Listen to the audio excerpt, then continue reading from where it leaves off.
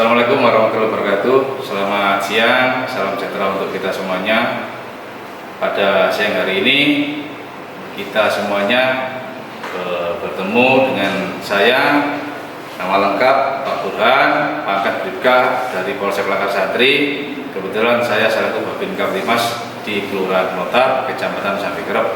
Pada siang hari ini sesuai surat undangan yang disampaikan dari pihak sekolah, bahwasanya kami akan memberikan materi terkait kenakalan remaja. Kenakalan remaja itu sifatnya umum, nanti akan kita ulas satu persatu secara khusus. Demikian perkenalan dari kami, akan kita lanjutkan ke selanjutnya ke materi. Oke, kita lanjutkan memasuki kepada materi pada siang hari ini, yaitu kenakalan remaja. Apa sih yang dimaksud dengan kenakalan remaja atau masa remaja? Masa remaja adalah tahapan perkembangan antara pubertas, usia di mana seseorang memperoleh kemampuan untuk melakukan reproduksi seksual, dan masa dewasa. Atau kata lainnya, masa remaja itu adalah masa di mana proses transisi dari anak-anak menuju remaja ke dewasa.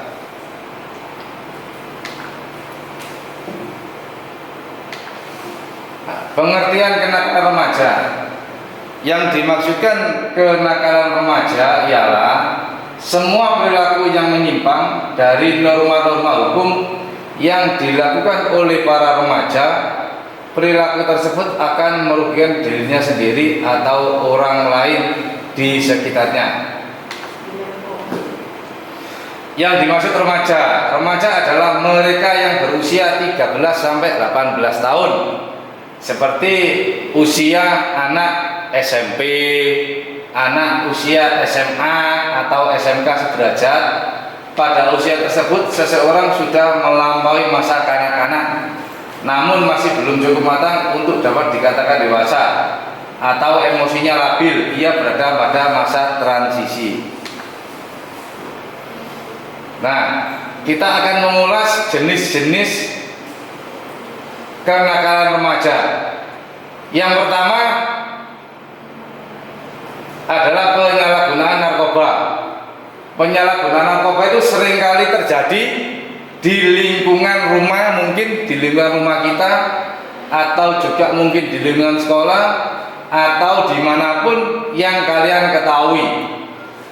Kalau kalian melihat berita, informasi melalui baik itu televisi maupun media cetak, kepolisian dalam hal ini sebagai aparat penegak hukum, undang-undang penyalahgunaan narkoba seringkali melakukan pengungkapan penyalahgunaan narkoba. Banyak sekali orang-orang yang sudah dilakukan upaya penangkapan dari pihak kepolisian dengan harapan supaya penyalahgunaan narkoba di Indonesia itu bisa paling tidak itu terkikis, tidak ada lagi.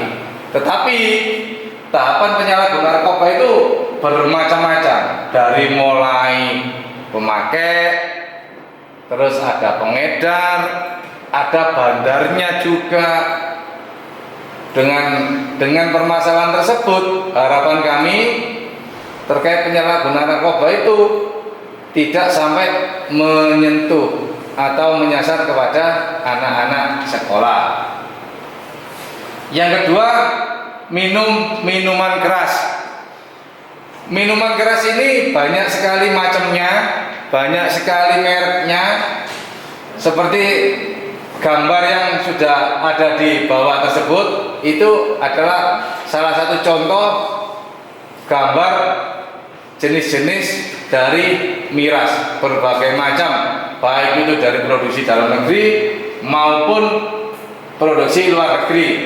Dan yang sering kali dikonsumsi, yang sering kali diminum sama anak-anak usia remaja itu adalah miras oplosan atau minuman keras yang dioplos dengan berbagai macam cairan atau minuman lain. Dan seringkali kita jumpai di lapangan banyak korban di kalangan remaja atau di warga Indonesia yang menjadi korban karena meminum minuman keras, khususnya miras oplosan. Yang berikutnya yang termasuk kenakalan remaja yang nomor 3, tawuran antar pelajar. Ini yang tidak kita harapkan. Maka dari itu, dari pihak sekolah selalu bermitra dengan kepolisian untuk mencegah terjadinya tawuran antar pelajar, antar sekolah. Pada masa ini, masa kalian adalah masa remaja untuk menuntut ilmu, sekolah, belajar yang giat, tetapi jangan sampai kalian mengikuti geng, kelompok-kelompok geng ataupun sejenisnya yang nantinya bisa berakibat kalian mengikuti tawuran antar pelajar. Yang berikutnya, pergaulan bebas atau seks bebas. Pada masa saat ini memang kasus kekerasan akibat dari pergaulan bebas atau seks bebas bisa kita lihat dari data, khususnya di wilayah Indonesia. Itu banyak sekali kasus yang awal mula dari adanya pergaulan bebas, dampak dari pergaulan bebas. Masa atau belum cukup umur sudah menikah atau menikah di bawah umur. Tingkat perceraian di Indonesia itu sangat tinggi karena secara usia belum memenuhi untuk melakukan suatu pernikahan, tetapi harus dipaksa untuk menikah karena dampak adanya dari pergaulan bebas atau seks bebas. Yang berikutnya juga dampak dari pergaulan bebas adanya aborsi atau menggugurkan kandungan. Secara hukum, aborsi itu adalah pelanggaran hukum dan bisa dijerat hukum, ada undang-undangnya. Baik itu pelaku yang mengandung dan juga orang yang ikut membantu proses aborsi. Jadi bisa dikatakan orang yang membantu proses aborsi bisa dokter, bisa dukun, juga bisa bidan atau orang lain yang membantu proses pengguguran kandungan atau aborsi. Yang berikutnya, balapan liar. Nah, ini yang sering terjadi di kalangan remaja, anak-anak sekolah, balap liar. Balap liar itu macam sekali, macam-macamnya banyak sekali. Ada yang menggunakan R4, ada yang menggunakan R2 dengan dimodifikasi sedemikian rupa.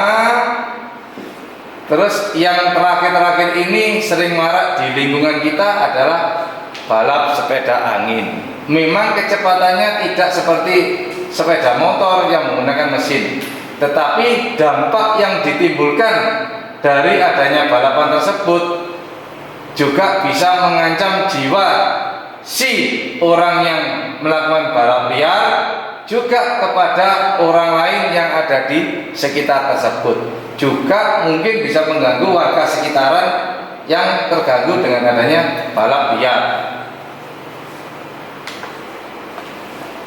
Nah, kenapa remaja itu kok bisa? Kenapa remaja pada saat ini kok bisa terjerumus ke dalam kenakalan remaja? Penyebabnya adalah perilaku nakal remaja bisa disebabkan oleh faktor dari remaja itu sendiri. Jadi dari internal masing-masing remaja, juga bisa dari faktor luar atau eksternal. Faktor eksternal itu bisa dari lingkungan, teman sekolah, atau teman bergaul di luar sekolah. Itu termasuk kategori faktor dari luar atau eksternal.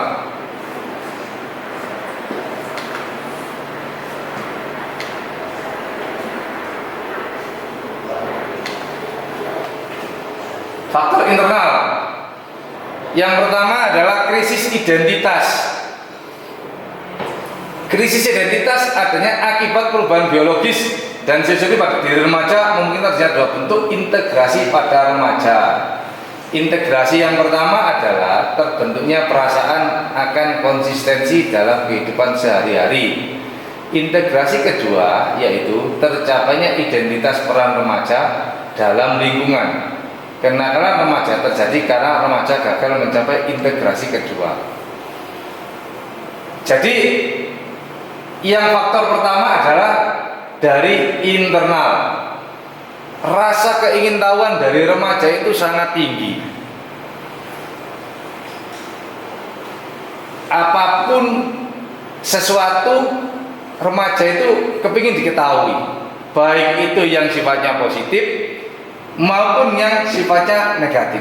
Maka dari itu, kalau dari diri remaja itu sendiri tidak bisa mengontrol, tidak bisa memilih mana yang bermanfaat untuk dirinya sendiri, mana yang tidak bermanfaat untuk remaja, remaja akan terpengaruh adanya faktor dari internal, adanya krisis identitas dari remaja tersebut.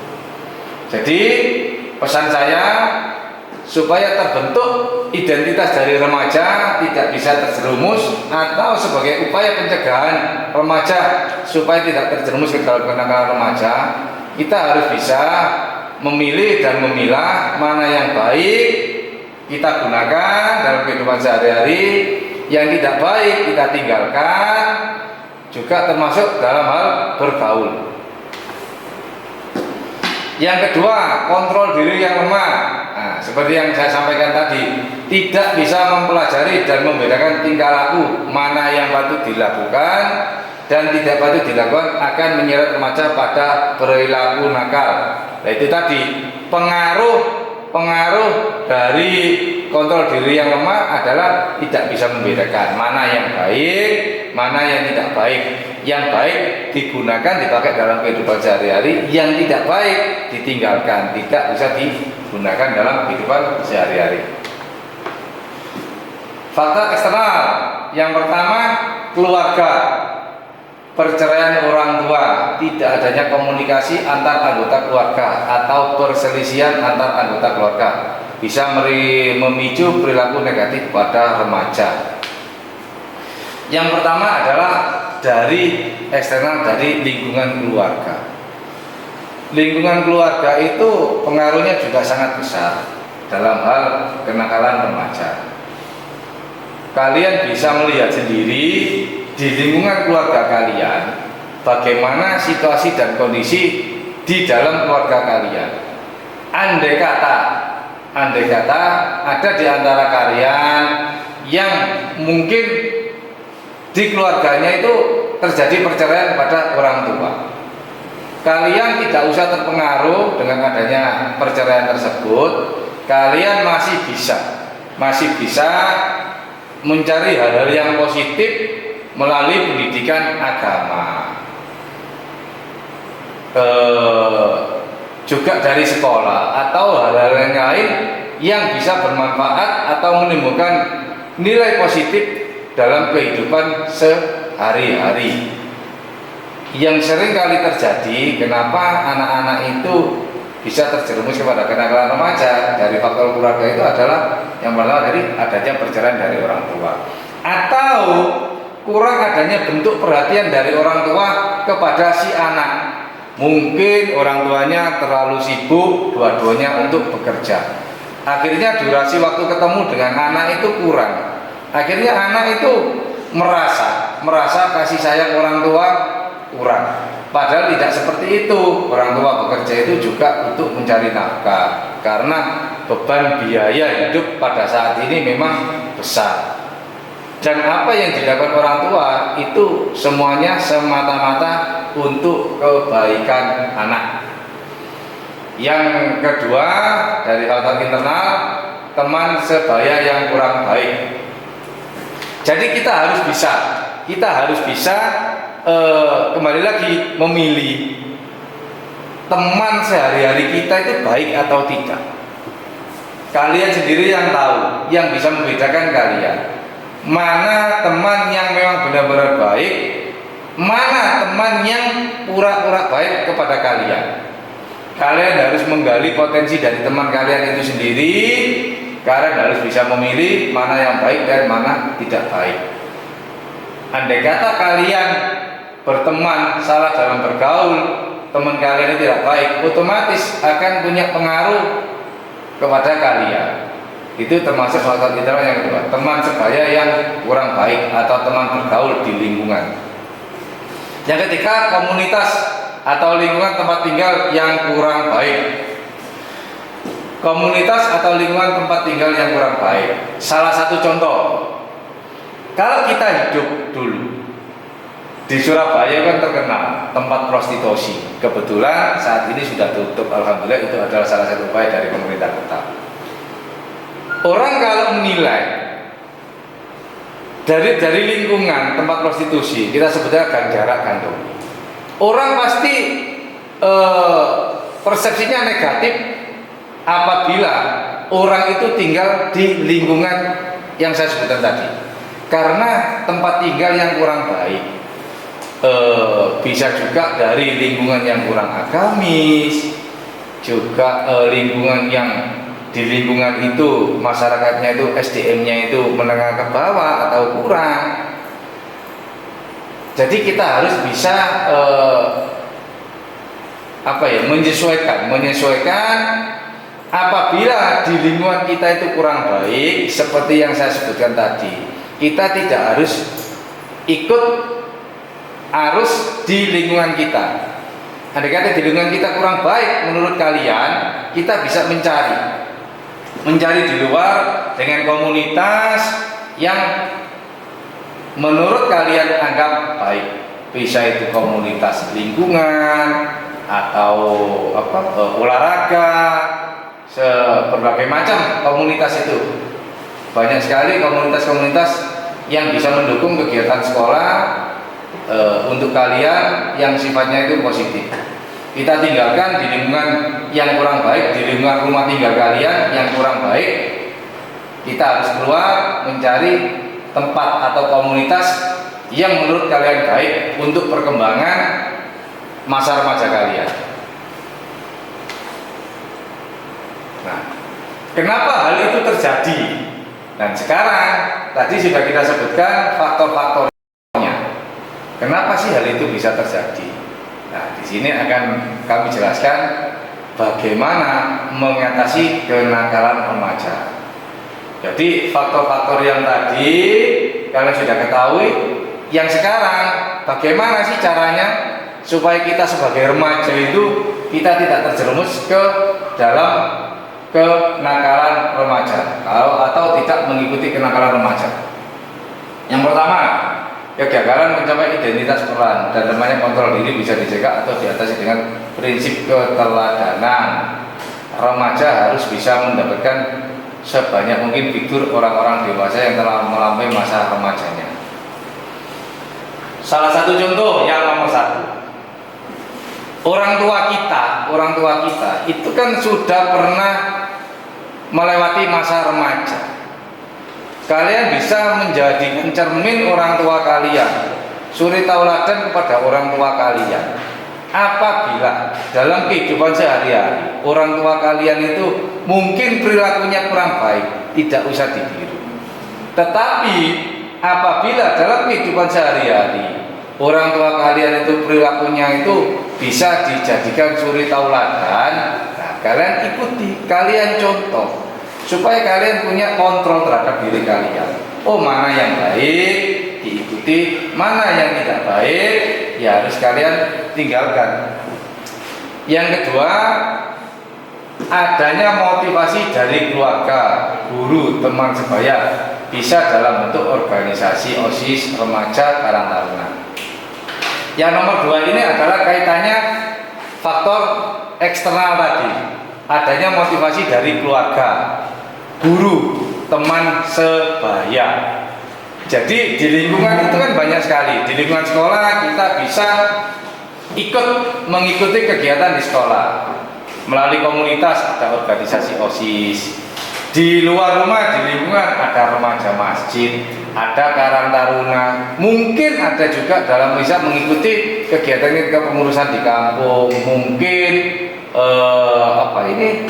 kegiatan ikut kegiatan sholawat, nabi atau segala macamnya, banyak sekali di lingkungan itu. Jadi adanya motivasi dari keluarga, kita terus harus mencari motivasi, baik itu dari guru, teman sebaya, bisa dalam bentuk organisasi OSIS, remas atau karang taruna. Yang berikutnya, kemauan orang tua untuk membenahi kondisi keluarga sehingga tercipta keluarga yang harmonis, komunikatif dan nyaman bagi remaja. Sekolah itu adalah hak dari anak sekolah. Orang tua itu menyekolahkan, itu kewajiban orang tua, dan sekolah itu adalah hak dari anak. Tidak selalu kita itu dituntut untuk sekolah. Ada kalanya kita ini juga perlu untuk menyegarkan, merefresh pikiran kita. Barangkali dari orang tua itu punya rezeki berlebih, tidak ada salahnya untuk merefresh pikiran dari remaja supaya terjalin komunikasi yang baik antara orang tua dengan anak. Jadi ada kalanya mungkin dalam 1 bulan sekali remaja atau anak itu bisa diajak keluar rumah. Itu untuk menjalin komunikasi yang baik, supaya anak itu tidak merasa setiap hari melulu sekolah dan sekolah. Yang berikutnya, remaja pandai memilih teman dan lingkungan yang baik, serta orang tua yang harmonis dapat memberi arahan dengan siapa dan di komunitas mana remaja harus bergaul. Yang berikutnya, remaja membentuk ketahanan diri agar tidak mudah terpengaruh jika ternyata teman sebaya atau yang ada tidak sesuai dengan harapan. Kembali, yang nomor ini remaja membentuk ketahanan diri. Berarti kita sebagai remaja, kita harus punya benteng yang kuat supaya tidak mudah terpengaruh berbagai macam hal yang bisa mempengaruhi kita terjerumus ke dalam remaja. Ketahanan diri itu apa? Ada bentengnya, ada tamengnya. Ada beberapa cara bisa memperdalam ilmu agama, bisa sering komunikasi dengan guru, bisa komunikasi dengan teman sebaya atau teman yang lebih tua yang menurut kalian bisa menjadi cerminan atau suri tauladan supaya bisa membentuk ketahanan diri atau tameng pada diri kita masing-masing. Nah, itu adalah contoh yang baik dan tidak baik. Yang di atas itu adalah kita bisa mengikuti kegiatan-kegiatan olahraga. Kegiatan olahraga itu sangat penting di usia remaja, selain untuk mengembangkan hobi, juga sebagai olahraga. Ketahanan fisik juga sangat penting. Itu salah satu contoh basket dan futsal. Kalian bisa mengisi hari-hari remaja kalian dengan mengikuti berbagai macam kegiatan yang positif seperti yang di atas. Sementara yang di bawah, nah, yang sebelah kiri itu adalah beberapa kejadian beberapa waktu yang lalu yang sempat terjadi khususnya di Surabaya. Berbagai macam elemen dari masyarakat melakukan penyampaian aspirasi pendapat di muka umum atau yang sering kita sebut adalah unjuk rasa. Di dalam kegiatan unjuk rasa itu memang diatur, diperbolehkan di dalam undang-undang, tetapi ada batasan. Salah satunya adalah yang tidak boleh melakukan kegiatan unjuk rasa adalah anak kecil dan anak sekolah. Kalau dicontoh seperti itu ada anak-anak sekolah yang terlibat ada yang unjuk rasa. Itu tidak boleh, tidak diperbolehkan oleh undang-undang. Beberapa waktu yang lalu pernah kejadian, sempat diamankan sama jajaran Polrestabes, anak-anak masih menggunakan atribut lengkap sekolah mengikuti kegiatan unjuk rasa. Sampai ratusan waktu itu sempat diamankan dan dijemput sama pihak sekolah. Yang sebelah kanan itu adalah tawuran antar pelajar atau antar sekolah. Alhamdulillah khususnya di Surabaya ini jarang sekali terjadi. Kenapa ini terjadi?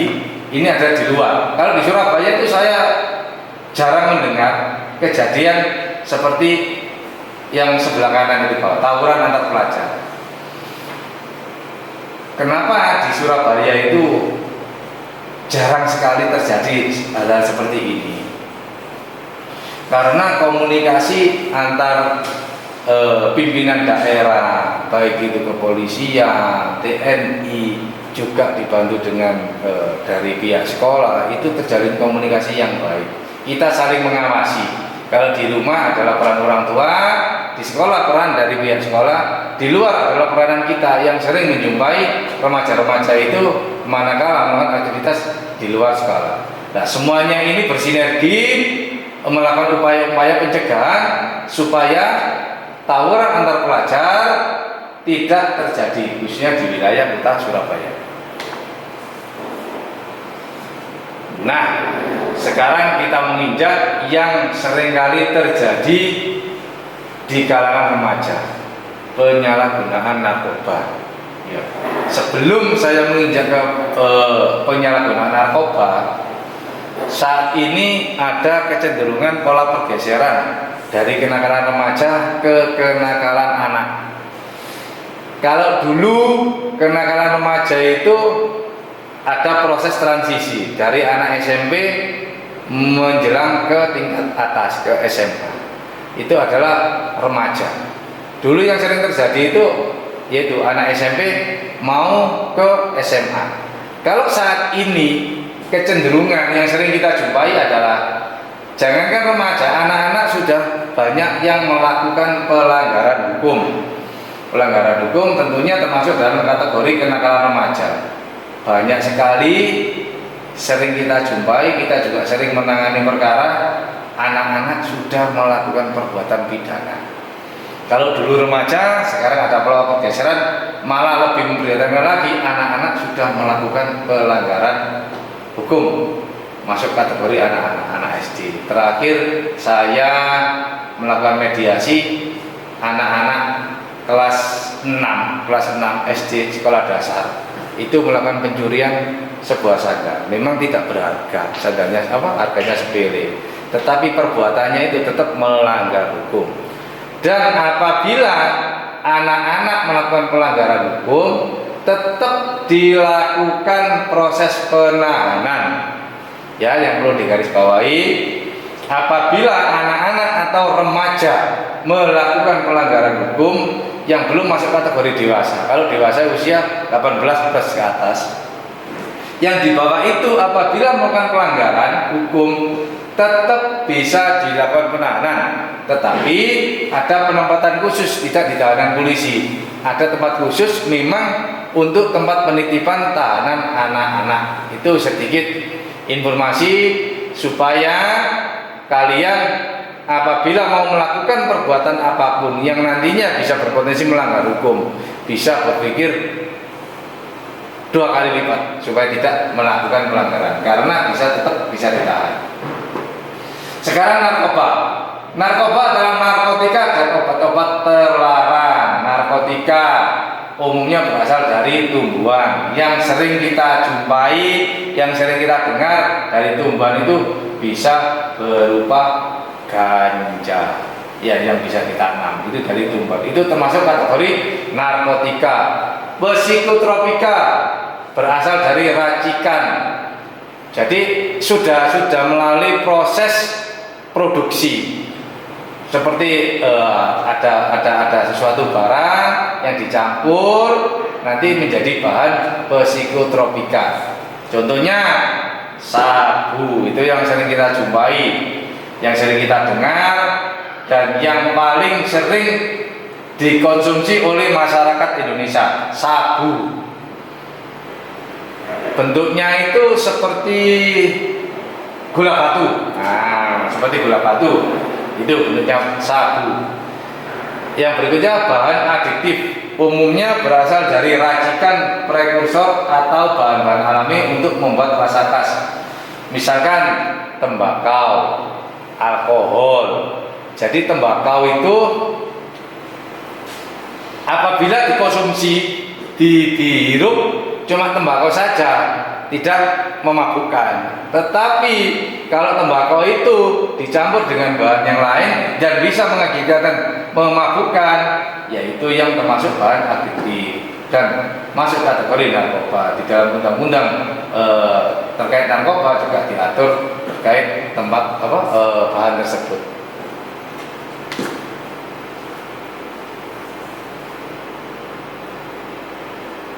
Nah, ini adalah salah satu contoh pengaruh. Oke, kita lanjutkan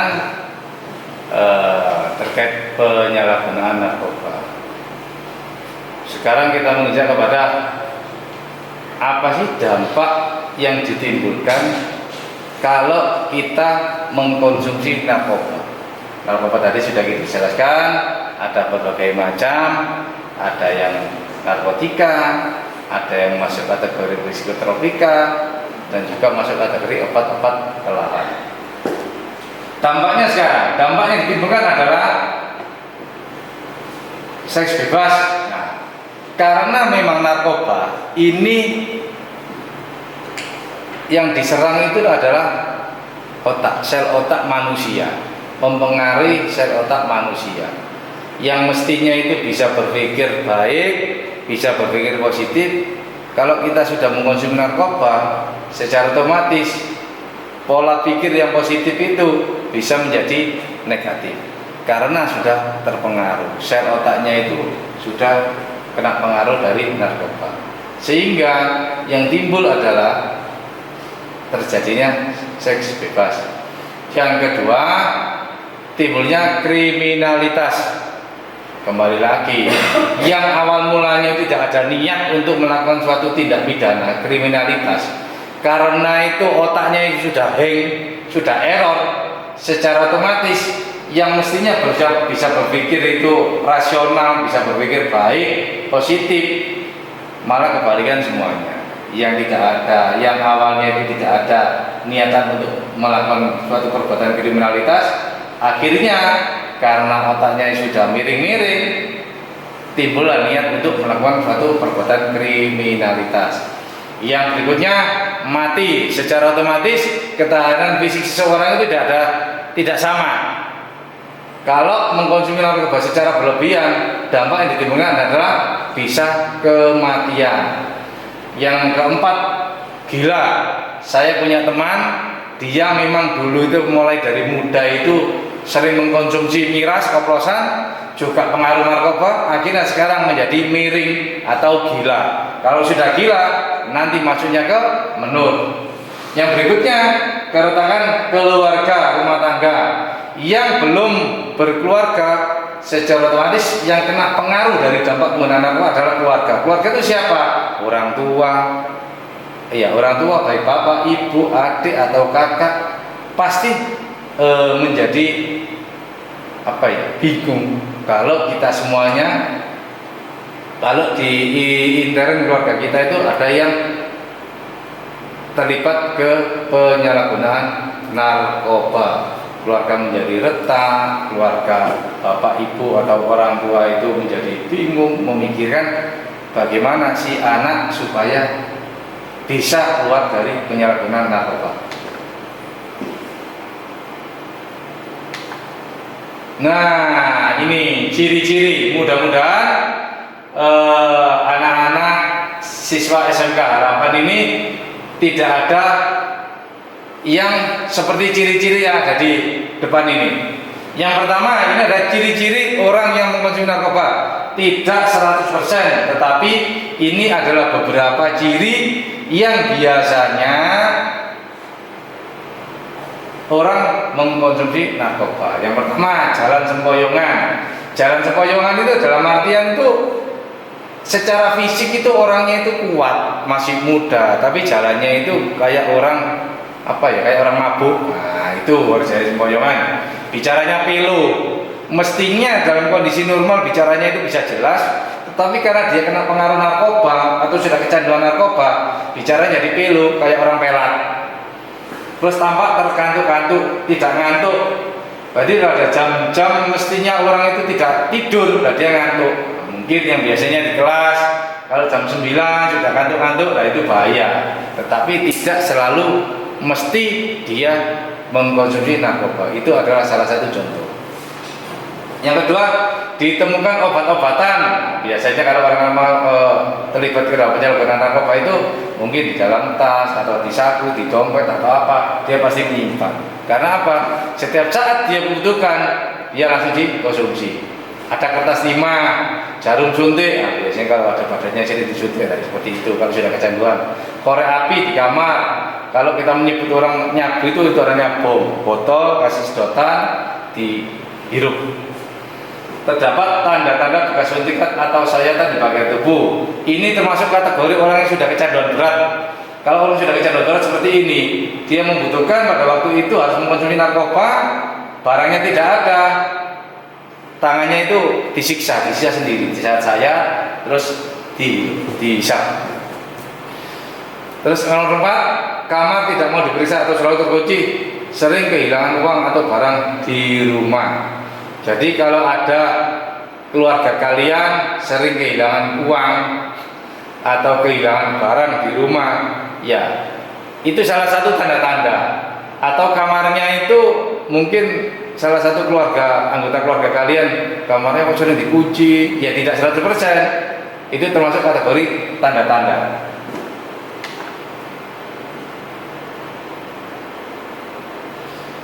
Yang berikutnya, kewaspadaan meningkat.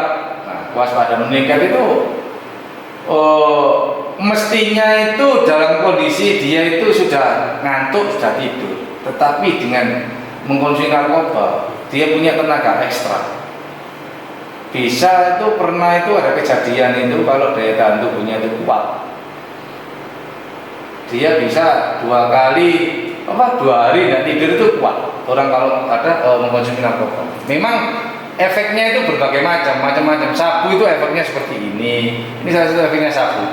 Terus ganja itu seperti ini, macam-macam. Yang berikutnya bergairah. Nah, tadi kembali lagi bergairah, dia merasa happy kalau sudah mengkonsumsi narkoba. Padahal utangnya segunung, tapi kalau dia sudah mengkonsumsi narkoba hilang semua. Tapi pada waktu pengaruhnya narkoba itu sudah hilang, ingat lagi, wah iya utang saya segunung. Susah tidur, insomnia, itu tadi seperti yang saya jelaskan tadi, kewaspadaan meningkat. Jadi orang kalau sudah mengkonsumsi narkoba itu susah tidur, 2 hari 2 malam bisa nggak tidur, itu kuat orang itu, hilang nafsu makan, ya, karena yang dikonsumsi narkoba, jadi dia merasa kenyang. Jadi macam-macam. Nah, ini salah satu contoh ganja. Ini adalah dampak kalau kita mengkonsumsi ganja. Ciri-cirinya, kalau ciri-cirinya ini suka cemas, panik, acuh tak acuh, motivasi rendah. Nah, itu kalau di sekeliling kalian ada seperti itu, ya bisa jadi. Orangnya murung, kalau kalian punya teman murung, tegang, mudah marah atau cemas, orangnya suka gelisah, kena pengaruh ganja ini. Jadi mestinya dia sudah kecanduan ganja. Salah satunya itu murung, tegang, orangnya cemas, gelisah gitu, tidak tenang. Anak-anak sudah ngumpul sama temennya itu dia gelisah, tidak tenang, sering menguap atau ngantuk. Pengendalian diri dan konsentrasi kurang, suka lupa. Nah, dia menyerap pelajaran itu susah menyerap pelajaran. Terus yang berikutnya depresi atau paranoid. Nah, itu orang depresi. Nah, ini adalah pengaruh dari ekstasi, euforia, senang, percaya diri. Jadi dia itu merasa senang gitu loh, euforia terlalu berlebihan, nafsu makan hilang, suka berkeringat. Jadi kondisi dingin gini di ruang AC dia berkeringat. Nah, berarti dia kecanduan ekstasi. Mual atau cemas, denyut jantung meningkat. Nah, ini kan juga salah satu ekstasi itu untuk memacu adrenalin. Jadi denyut itu meningkat. Heroin atau puto ini yang saat ini jarang ditemui, tetapi masih ada. Kalau dulu itu banyak ini dikonsumsi era-era sebelum tahun 2000 itu banyak. Heroin atau puto hampir sama, senang, euforia, hilang rasa sakit, mual, muntah, pusing, menurunnya garis kata atau bisa mengakibatkan perempuan mandul, baik itu perempuan maupun laki-laki.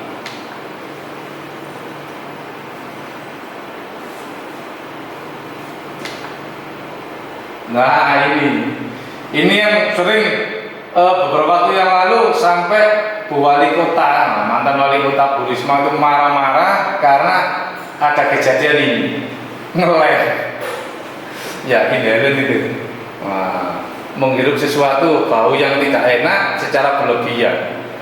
Itu bahayanya bisa pusing, gemetar, kerusakan otak, sampai merusak hati atau ginjal, mimisan, kram, nyeri, batuk parah, kehilangan kendali tubuh, kehilangan ingatan. Nah, kehilangan ingatan bisa gila, bahaya.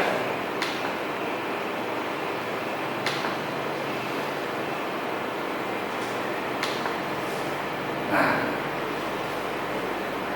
apakah orang kecanduan narkoba bisa sembuh? Bisa.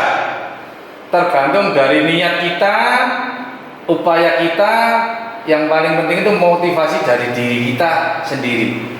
Faktor dari luar itu mengikuti. Yang paling penting itu dorongan dari kita masing-masing supaya kita bisa sembuh, yakin bisa sembuh. Yang pertama adalah jalani pola hidup dengan sehat, olahraga teratur, tidur cukup, makan bergizi, hindari rokok, alkohol serta kafein.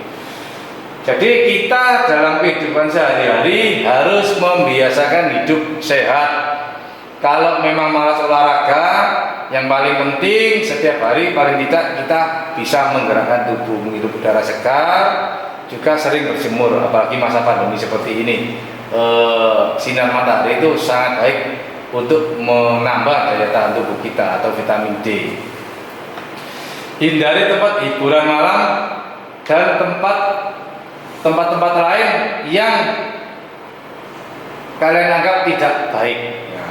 Hiburan malam itu otomatis kan dukun. Biasanya dengan situasi pandemi seperti ini yang sering kita jumpai di lapangan, banyak sekali usia-usia remaja yang mestinya dengan situasi pandemi seperti ini harapannya supaya tetap di rumah saja. Tapi fakta yang terjadi di lapangan adalah banyak sekali anak yang pada waktu jam-jam sekolah itu nongkrong di warung kopi, nongkrong di tempat-tempat yang tidak semestinya, apalagi sampai tengah malam. Nah, saya tidak mau siswa dari SMK Harapan ini melakukan aktivitas seperti itu. Kalian akan rugi dalam kondisi sudah pandemi seperti ini. Sekolah online tidak bisa tatap muka, penyerapan ilmu itu sangat berkurang kalau secara online. Maka dari itu manfaatkan waktu dan situasi saat ini untuk belajar dan belajar. Tidak usah digunakan ke tempat-tempat hiburan malam, mungkin nongkrong di kafe atau tempat-tempat lain. Lebih baik kalian kalau menggunakan aktivitas seperti itu lebih baik dengan keluarga. Itu nanti juga bermanfaat untuk menjalin komunikasi intens, komunikasi dengan keluarga, menjalin situasi hangat dengan keluarga. Ini adalah salah satu contoh. Yang sebelah kiri itu yang tidak terjerumus dalam penyalahgunaan narkoba. Yang ini wajahnya yaitu seperti orang pucat, wajahnya itu ya kurus, pucat. Itu adalah ciri-ciri wajah dari pecandu narkoba. Jangan sekali-sekali memakai narkoba karena dapat membawa kita ke lingkaran setan. Yang paling terakhir dari apa yang saya sampaikan tadi berkaitan dengan kenakalan remaja, kuncinya adalah pada diri kita masing-masing. Bagaimana kita bisa mengontrol diri kita masing-masing, tidak kepengaruh dengan hal-hal yang negatif. Karena hal yang negatif itu mudah sekali kita dapatkan, baik itu dari lingkungan di sekitar rumah kita, juga bisa dari keluarga kita, juga bisa melalui baik itu media sosial. Kecenderungan anak remaja sekarang itu kan pastilah semuanya aktif di media sosial. Nah, di media sosial itulah banyak sekali ilmu-ilmu negatif yang bisa diperoleh. Juga banyak ilmu yang positif. Maka dari itu kalian harus bisa memilih mana yang baik kalian pakai, yang tidak baik kalian tinggalkan. Yang berikutnya adalah kalian harus punya tameng. Bekali diri kalian masing-masing dengan tameng. Proteksi diri, pertahanan diri kalian dari hal-hal yang bersifat negatif yang nantinya mengarah kepada terjerumus ke dalam kenakalan remaja. Contohnya apa? Kalian bisa memperdalam ilmu agama. Kalau kalian agama Islam, mungkin kalian bisa masuk ke menambah ilmu agama melalui mengaji di rumah, bisa menjadi ke pesantren atau ke Pak Kiai. Kalau kalian dari agama sesuai agamanya masing-masing, apabila agamanya Kristen, juga sering ke gereja, mencari petunjuk, tanya kepada pendeta atau orang yang kalian anggap ilmu agamanya itu mumpuni. Yang berikutnya, mengisi dengan kegiatan-kegiatan yang bermanfaat. Bisa melalui ke lingkungan di remaja masjid, Karang Taruna, kalau di sekolah itu OSIS, aktif di bidang olahraga sesuai hobi yang kalian senangi. Itu adalah beberapa cara supaya kita tidak terjerumus ke dalam lingkaran kenakalan remaja. Yang paling penting, kalian saat ini adalah masa remaja, masa sekolah. Manfaatkan waktu yang singkat ini untuk belajar dan belajar. Nanti pada waktu masanya kalian akan menjadi orang, kalian sudah punya bekal yang baik menyongsong di masa depan. Demikian beberapa materi yang bisa kami sampaikan. Karena keterbatasan waktu, kami tidak bisa memaparkan yang lebih panjang lagi. Semoga sedikit apa yang kami sampaikan bisa bermanfaat dan bisa diaplikasikan dalam kehidupan sehari-hari. Saya akhiri, selamat siang.